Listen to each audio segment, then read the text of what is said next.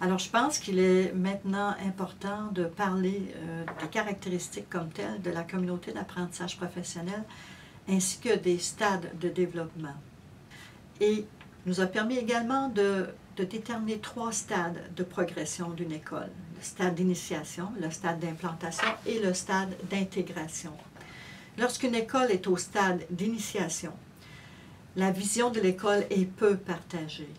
Les échanges sont généralement informels. Si on demande aux enseignants s'ils parlent des difficultés des élèves, ils vont dire oui, on en parle constamment, à la récréation, on en parle sur l'heure du midi, à tout bout de champ, on en parle. Quand j'arrive le matin, je vais voir ma collègue, puis j'en parle. Mais ce ne sont pas des rencontres qui sont formelles. Donc, on ne revient pas sur la stratégie qui a été proposée et on ne peut pas voir s'il y a eu une évolution ou non dans les interventions comme telles et chez l'élève.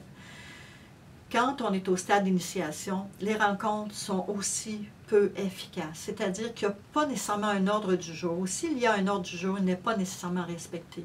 Ce sont souvent les mêmes personnes qui parlent, celles qui parlent le plus fort. Ce sont ces personnes-là dont on va prendre en compte finalement la position. En fait, aussi, on voit dans ces écoles-là que le climat est peu favorable à la collaboration. Par exemple, un enseignant va dire, si tu penses que je vais te donner mon matériel, j'ai assez travaillé, puis toi, je ne reçois jamais rien de toi. Alors donc, le climat est peu favorable à la collaboration et les enseignants attendent beaucoup de la direction. Et les enseignants ont un rôle plutôt d'exécutant. Ils s'attendent qu'on leur dise quoi faire, soit avec les manuels de base, soit avec le programme, soit que la direction dise exactement quoi faire.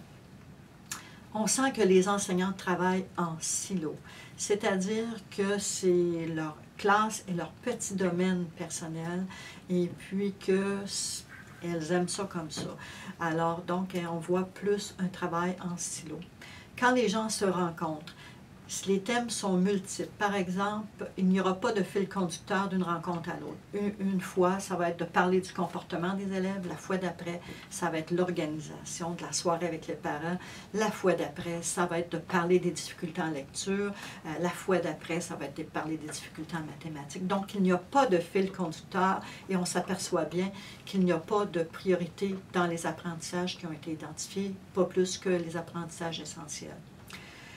Et également, on voit dans ces écoles-là qui sont au stade d'initiation qu'il y a peu de données précises qui appuient les décisions. Les gens vont avoir des données. Par exemple, la commission scolaire va avoir fait finalement un test au niveau de l'organisation. Ces résultats-là vont arriver peut-être en octobre alors que les élèves ont passé les tests en juin. Ce qui fait que ça n'aide pas à améliorer l'enseignement présentement, parce que les élèves, ce ne sont même plus les mêmes élèves qu'on a. Ça fait des mois qu'on a passé ces résultats-là, alors qu'on a ces résultats-là des mois après avoir passé le test comme tel, ce qui fait que ça n'aide pas du tout. Alors, donc, ça, c'est au stade d'initiation. Quand on est au stade d'implantation, on voit qu'il y a une vision qui est partagée par l'ensemble du personnel, mais les priorités demeurent encore multiples. C'est-à-dire qu'il y a plein de choses qu'on travaille en même temps. Il y a plein de chantiers dans l'école. Les rencontres collaboratives ont lieu habituellement sur le temps de classe, donc de façon formelle, mais la structure, elle ne permet pas d'avoir des échanges vraiment efficaces. On pourrait s'améliorer à ce niveau-là. Les routines, par exemple, avoir des rôles plus spécifiques, avoir des comptes rendus, garder un journal de bord, donc on pourrait s'améliorer là-dessus. On voit qu'il y a des efforts au niveau de la collaboration, mais les préoccupations sont portées sur la logistique et la gestion. Par exemple, on va essayer de libérer des gens en prenant, par exemple, les surveillants du dîner. Donc, on voit qu'on est tiraillé avec notre budget, on est tiraillé avec notre horaire, on est tiraillé avec le personnel qui est là. Donc, c'est pas facile. Et aussi, le soutien entre collègues est fait de façon plutôt unidirectionnelle. Par exemple, ça va être la conseillère pédagogique qui va appuyer, qui va conseiller, qui va aider les enseignants de première année. Ça va être les enseignants de première année qui vont s'entraider. Mais il n'y aura pas ce soutien-là entre les collègues, entre les niveaux comme tels. Et on voit que la diffusion de l'expertise se fait chez les enseignants de même niveau surtout. Et les enseignants donnent leur opinion, mais c'est la direction qui prend les décisions. Quand on est au stade d'intégration, on voit vraiment un changement. On est rendu à une école qui est une école modèle. La vision est claire, est partagée par tous et les priorités sont très bien ciblées. Il y a du temps de qualité pour des rencontres formelles, donc ça se fait pendant les heures de travail.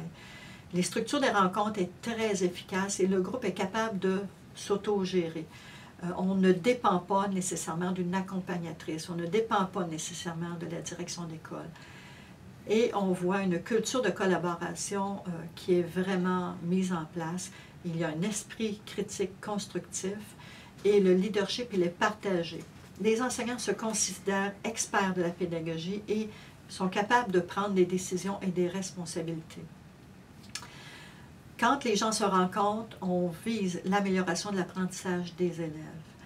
Et on sent qu'il y a un apprentissage collectif chez les enseignants. Donc, les gens sont capables d'appeler les choses de la même façon, mais ils ont aussi développé certains apprentissages qui permettent, en somme, qu'ensemble, en tant que groupe, on connaît certains concepts, on connaît certaines stratégies, on sait comment les mettre en place aussi.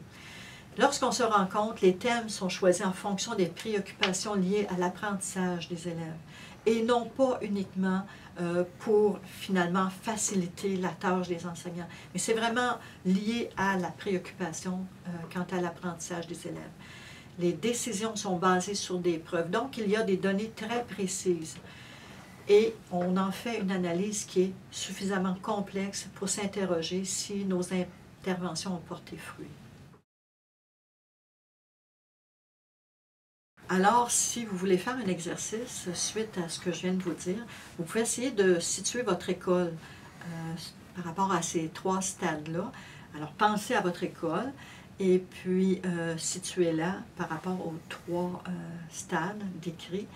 Et pensez surtout à des irritants ou à des obstacles que vous vivez présentement qui freinent votre école dans le fonctionnement comme communauté d'apprentissage professionnel. Et posez-vous la question, comment pouvez-vous surmonter ces défis-là, ces défis, ces obstacles-là, pour faire évoluer votre école comme communauté d'apprentissage professionnel? Alors, bon.